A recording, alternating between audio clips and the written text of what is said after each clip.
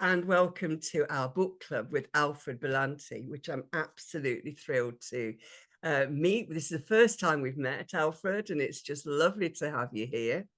Alfred is a musician, an author, a retired clinical hypnotherapist, and what I'm really interested in, probably for another sofa chat, is botanical medicine.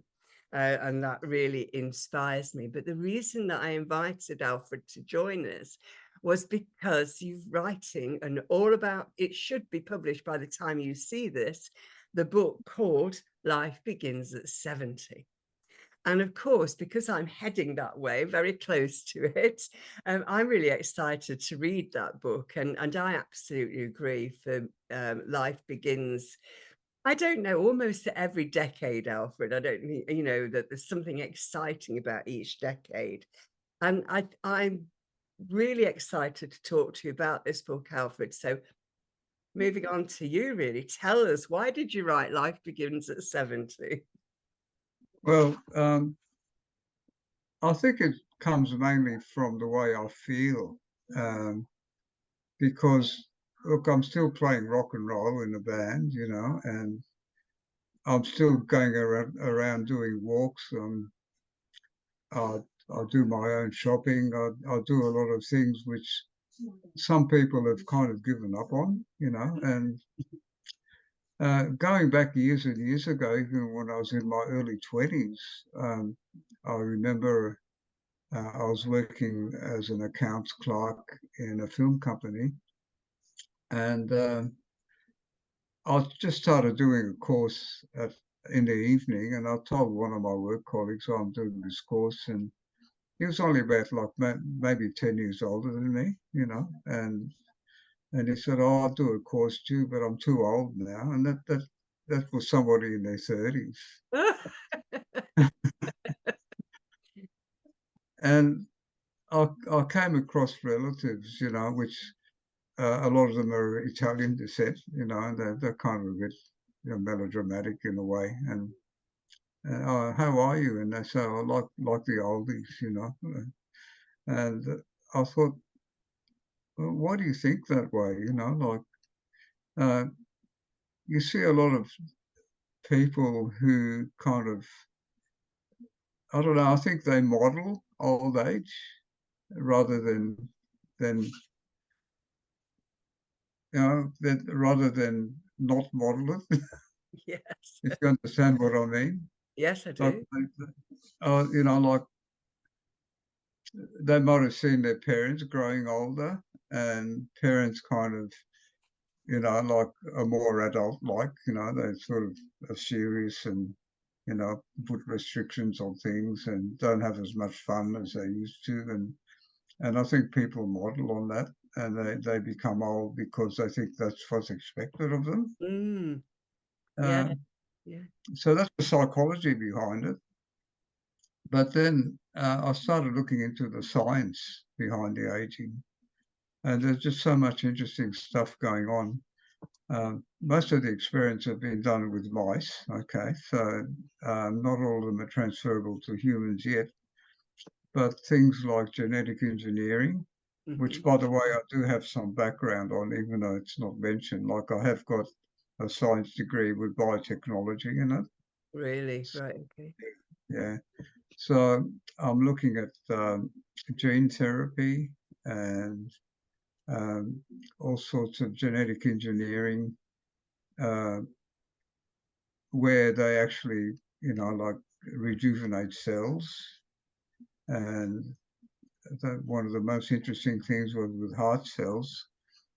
They found that they've got cells that they could reproduce. They reproduce all these in laboratories, by the way, from a healthy uh, elderly man, and they can find out what it is that keeps them like that compared to people whose heart goes into failure and that. So there's even like therapies available that will rejuvenate nerve cells, heart cells, and all that.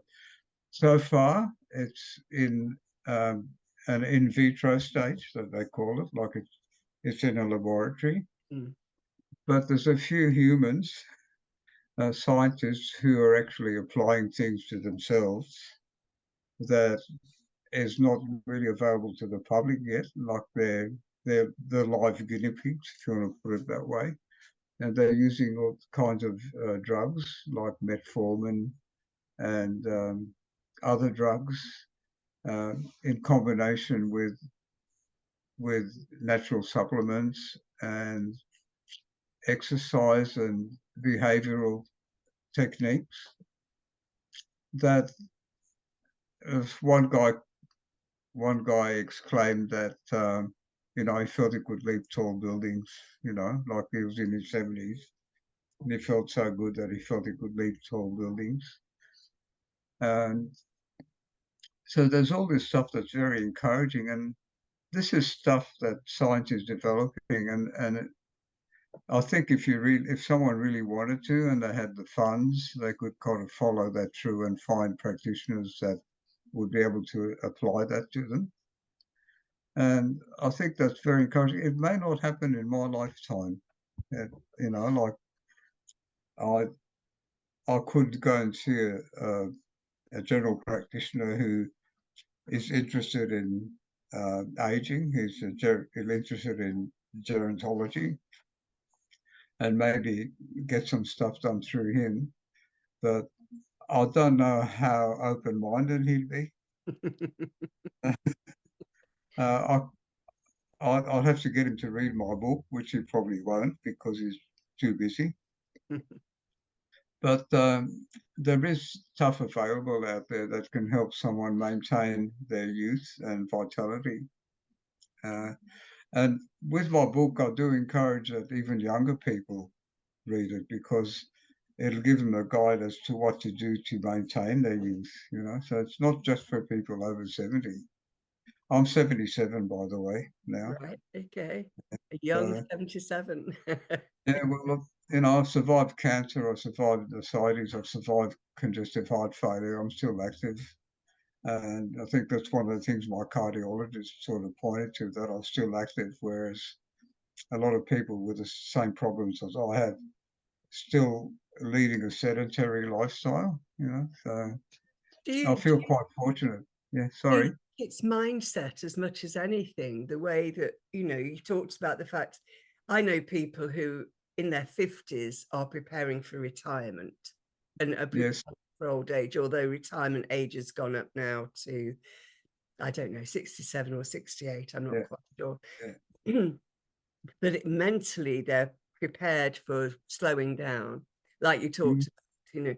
But if you've got an active mindset, I mean, you're a musician, you're writing books, you're interested still in all of the bio stuff that you did at university many years ago.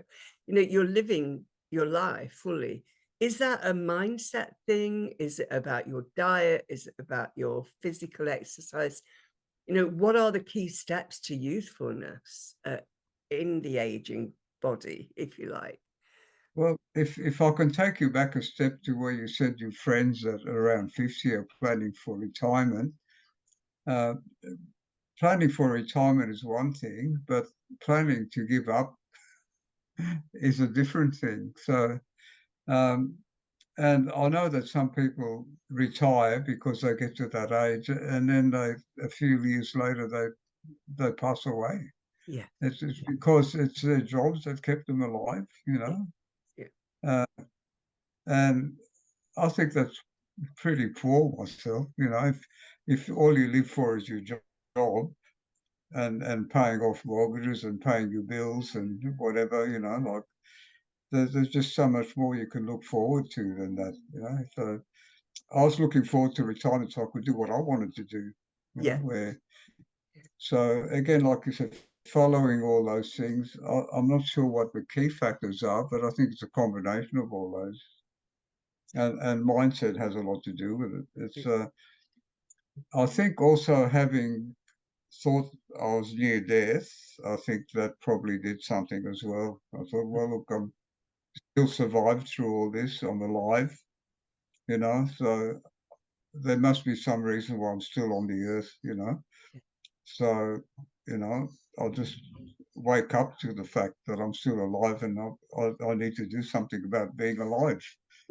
And it's led me to all this. Absolutely. So when did you start writing Life Begins at 70? I started writing that late last year, I think. Well, I had the idea, I came up with the title. I had no idea what I was going to write in the book.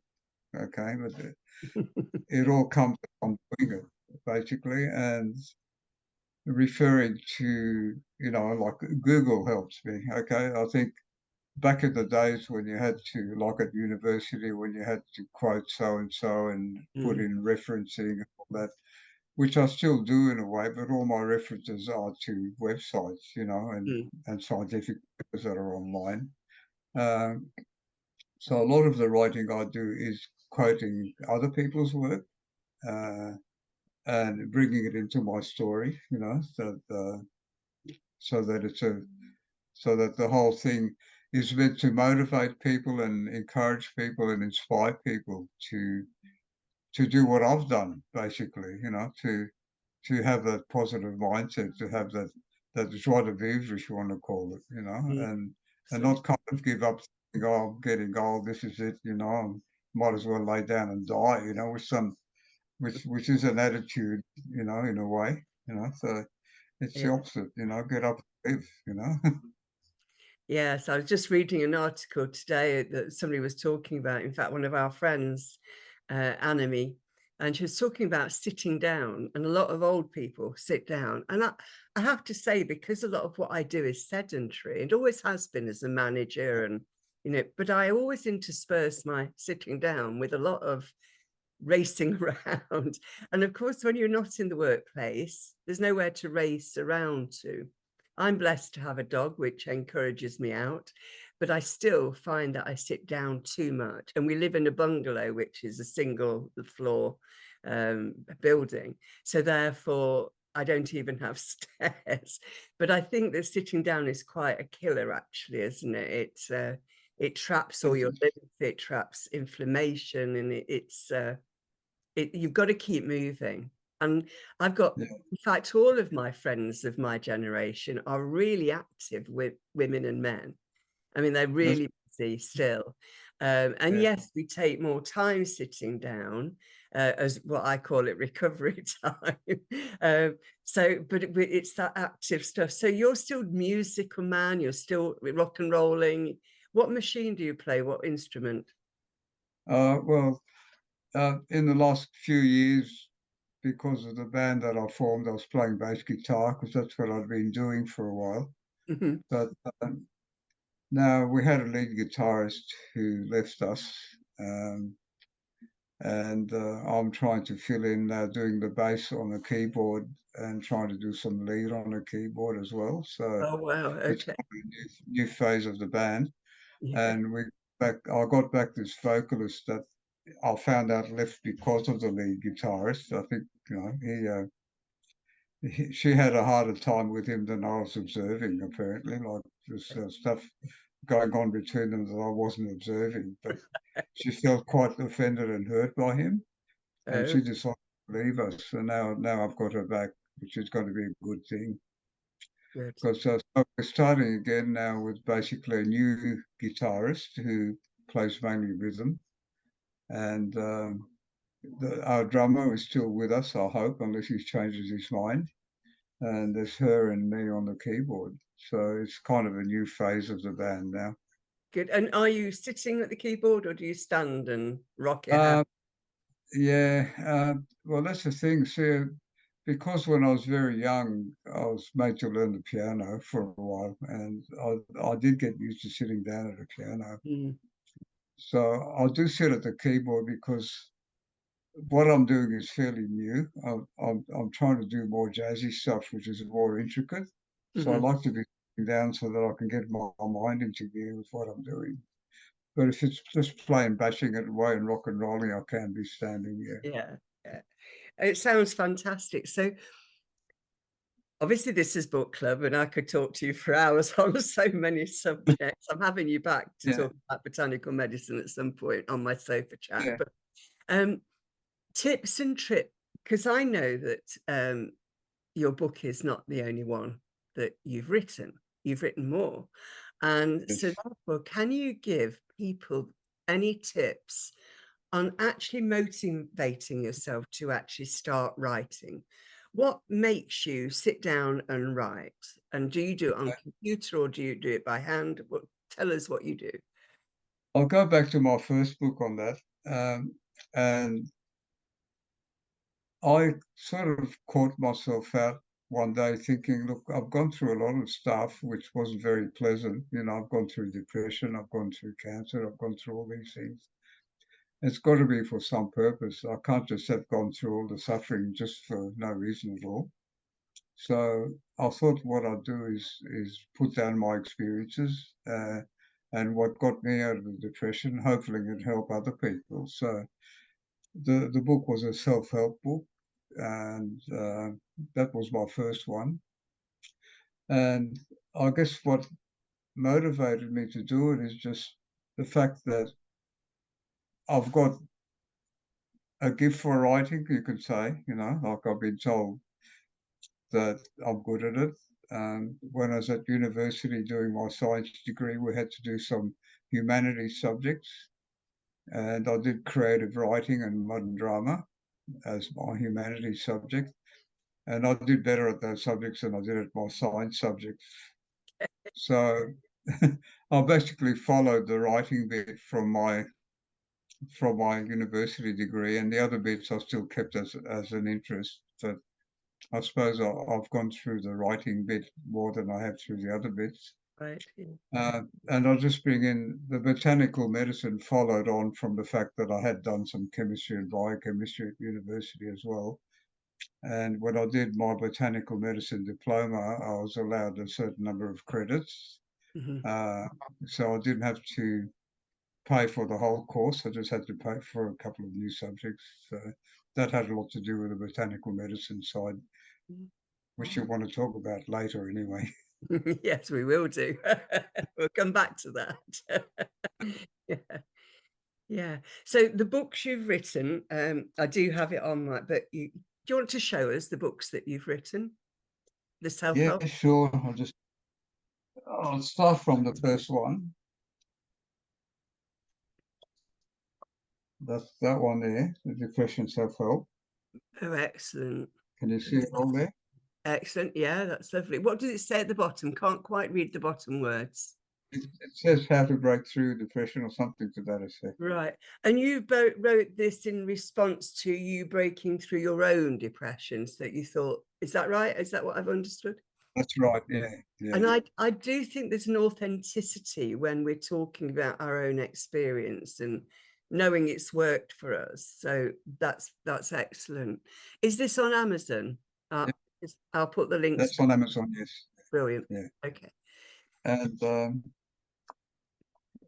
the second one is anxiety self-help, which I Okay. wrote fairly soon after the first one because obviously there's some anxiety involved too when you've got depression.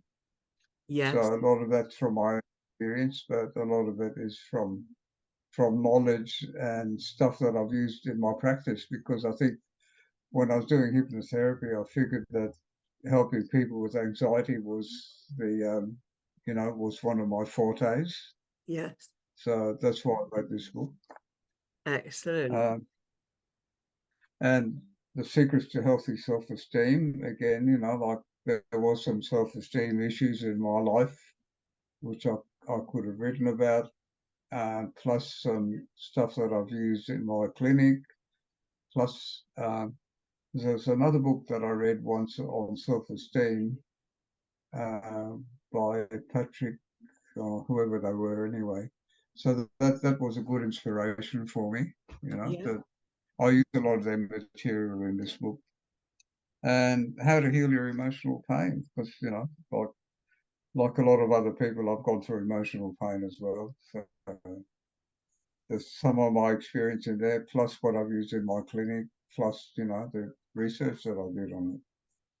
Yeah, I love your So, energy. You've got such an amazing energy to actually take what life has thrown at you and then turned it into gold, you know. but it's not Amazing. quite gold yet. But Yeah, I know what you mean, turning it into gold, something useful, but as far as the material reward from having written the books, that hasn't come yet. Which, It, and it's interesting as an author myself, we don't write to make money. Now, I know some people do, but we write because we can't not. We have to. We are compelled to share our wisdom, to leave that legacy. And what matters to me is that if one person reads one of my books and makes a tremendous change to their lives, then my job is done. But it's always nice to make money, and some people do. And it's hard to yes, know why that is the case. And I mean, part of the book club really is to bring books to life, because unless you've got thousands of followers on Instagram or Facebook, publishing houses aren't tend to be very interested in you, and right. especially in the sort of non-fiction realm, which is where we work.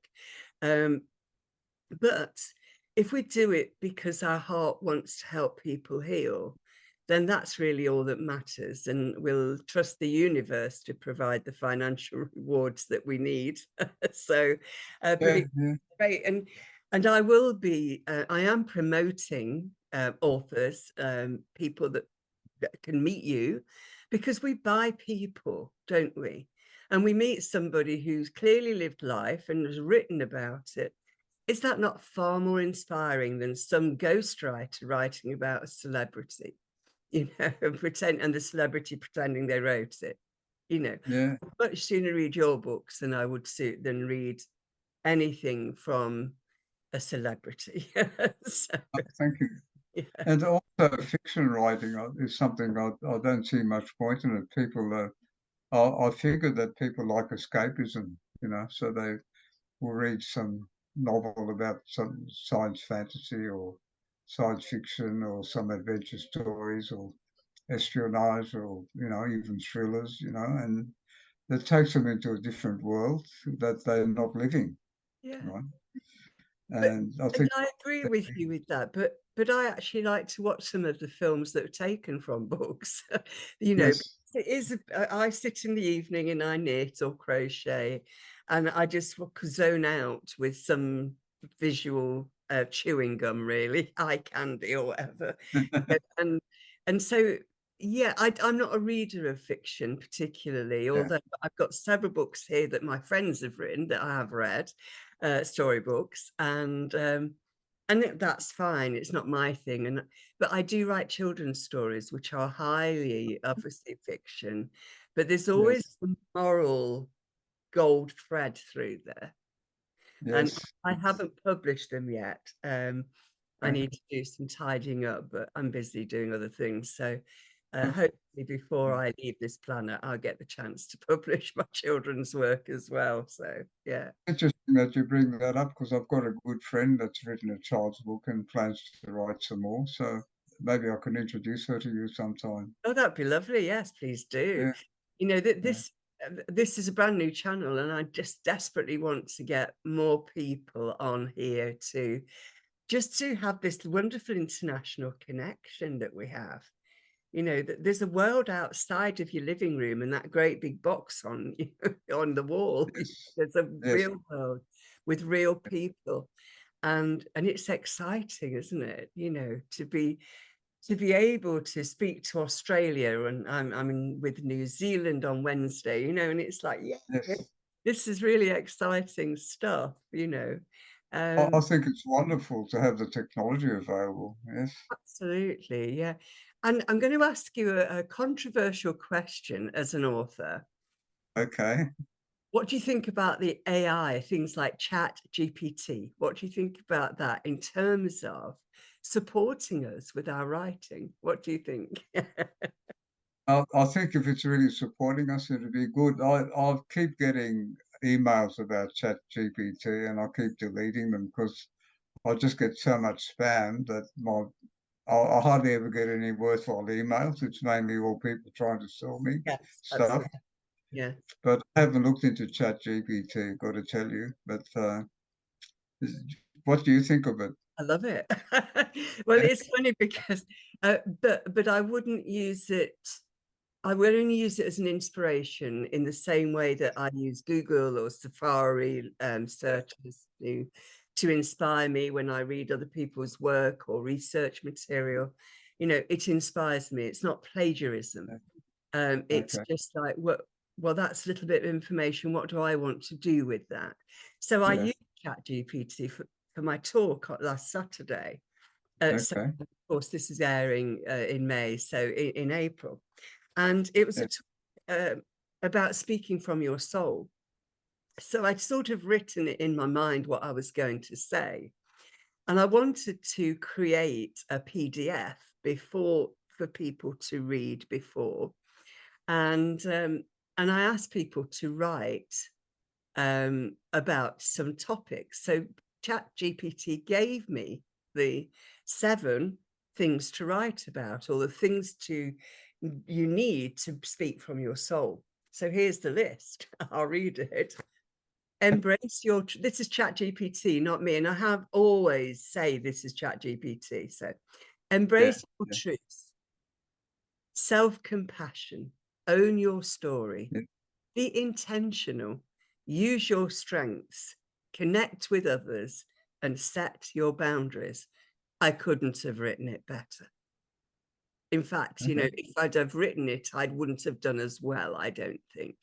Um, so what did I do with this apart from say this is a tool like Google is a tool, and that is AI in a sense, yeah, if you think about it like that.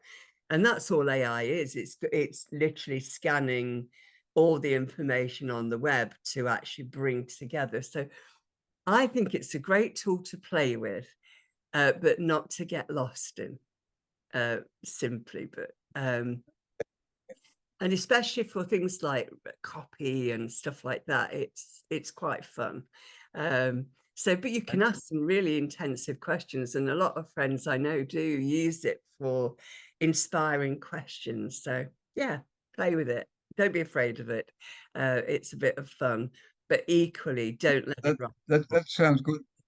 Yeah, Yeah, yeah, it sounds to me like it's something I might use if I've looking for something to write about. If my mind doesn't present me with anything to write about, I might use that sort of tool. absolutely. Yeah, Yeah, it's worth it. And it was, I mean, I actually asked it to, because my book is channeled wisdom from the goddess Isis, and I actually asked it to write me something about it. Now, ChatGPT only uses information up to 2021. It's not been okay. updated beyond that. So it has not read my book. You know, it hasn't been able to see that because that's never been in the ether, if you like. But when it wrote, honest to goodness, it was like a chapter out of my book. It was a bit scary. Wow. So, Yeah, yeah. uh, but it did, And can you use that in your book? What well, it brings up? you could, but I mean, my book's written. I was just being cheeky with it, really, Yeah, just yeah, to see what it yeah, would say. And I'm writing, my next book is called Medicine. And this is why I'm interested in your botanical aspect, because okay, Isis was a healer and she was a medicine woman in the simplest terms. And a lot of the work that I'm writing about is medicine. It is yeah, plant medicine. yeah, So yeah, so it's really interesting stuff. So what I have to do now is, if she's talking about Boswellia, frankincense, and she used that a lot, um, yeah, then yeah, I then have to do some research about what's the current thinking on it. You know, what are the yeah, current contraindications? Because obviously, if you're putting that information out, you need people to be acting yeah, sensibly with this, especially as it's yeah, got the word medicine in it. But yeah, mostly yeah, it's about the fact that you are medicine, we are medicine, and our okay, words are medicine, you know, so it's predominantly there. yeah. And the rest is just like, you know, information about cinema, stuff like that. Yeah. So you're That's very, good. Well, I look forward to that topic. even though I haven't kept up with botanical medicine as much as I could, I still look forward to that topic. Yeah, lovely. That's And brilliant. if I can help you find all those contraindications, and that I will, because I still get my emails from the herbal companies that send all their latest products, and I can look it up. I can look it up quite easily. Yeah, Yeah, oh, that would be fantastic. Oh, we can collaborate. That would be fabulous. yeah. Because she gives me this information, it's great because that she used that, but can we use it today? And there was one thing, I can't remember what it was I was writing about, and so do not use this when you're pregnant. And it's actually, A lot of the herbs are like that while you're pregnant or breastfeeding. Yeah, it's a lot of herbs like that. but not even to burn it. And of course, because people are thinking, well, I'm not putting it on my body, but I'm burning it. But you shouldn't Yeah, even burn it. So hopefully it will be quite useful for people. That sort of the bit about from Isis, what she did with it, and then the bit about what we can do with it based on yeah, current understanding. So I'm yeah. hoping it's quite useful, but I do need it to be checked out. Whereas with Isis Wisdom, I didn't. This one needs a bit more research, really. Mm. I'm not sure about inhaling substances. I actually haven't. In our course, we didn't go into that very much in inhaling of substances. That's maybe something I can't help you with, but we'll see what we can do. Yeah, brilliant. So the book should be out by the time that this goes live. So underneath will be all of the links to all of your books, a bio, a little bit more about Alfred, which I'll ask you to write for me, and then we can get it in there. And you'll be meeting Alfred again, of course, when we do a sofa chat about botanical medicine, which will be quite exciting, I imagine. Alfred, what's your plan next? You've written, I know you're almost finished with Life Begins at 70, so that will be online by the time we're here live. But what's your next plan? What's your next book? Um, that hasn't emerged yet. Oh, No right. ideas about that. But what I think I'll be putting in a bit more time with the music. I think for the next few weeks at least, Good, good. and develop that side of. Excellent. You're actually chopping in and out, so your Wi-Fi's gone a bit clunky. So I'm going to stop the recording. Yeah, I think we. Yeah, that's right, because it's been on for a long time, so it does that. Yeah. It's getting too old. It's tired. Okay, thank you, Alfred, for Yeah. joining me. And in the show notes, there'll be lots more information. So thank you all for watching. And I'm going to stop recording now, Alfred. Thank you.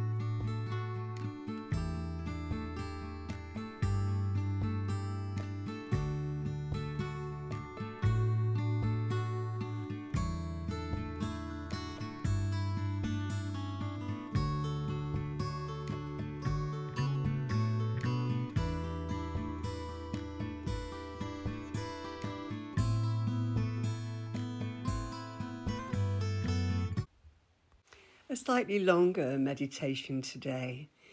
And right at the end, before the end card, there's an invitation to our circle of light. And if you want to receive that link to that circle of light on the 12th of June, then look in my website and there's a link below and you will get the newsletter with that in. Thank you. And as we take a moment to reflect on all we've heard and all that we have our own thoughts about the aging process, any fears or anxieties about it, about the passing of time and the changing bodies, and just allow yourself permission to be concerned if that is what you're feeling. And then to think, where did that thought come from? Who's told you that? It's a privilege and an honour to grow old. We grow with wisdom every day. So staying vital and alive despite the passing years, despite the grey hairs and the wrinkles, the hooded eyes, the larger ears, the saggier body. All that says is that you've lived. So just for a moment, take this moment of now to be grateful that you're still alive, that you've still got purpose, and that meaning is everything. And with that gratitude, as if you are able to grow that gratitude for this life, for this aging body, we know that we can build more resources in this aged wisdom, that we can share our knowledge and skills and leave a legacy behind. So to keep young friends. Make new friends, offer them support and wisdom, ancient stories, encouragement. Be interested and curious the way the young are now perceiving life. And be that wonderful, wise, older person that you are, without fear, without concern, because your only focus is gratitude and love. Allow your breath now to settle and really feel your breath as it rises and falls in your chest. And give each breath a smile and a piece of gratitude, because it's the first and last thing we will ever do is breathe. So make every breath count today. And find joy and excitement in all aspects of living.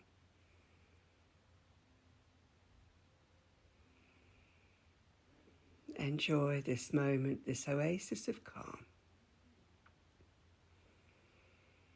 and grow through it. Have a wonderful day and really enjoy every moment of this life. It's an honour and privilege. And you're perfect just as you are.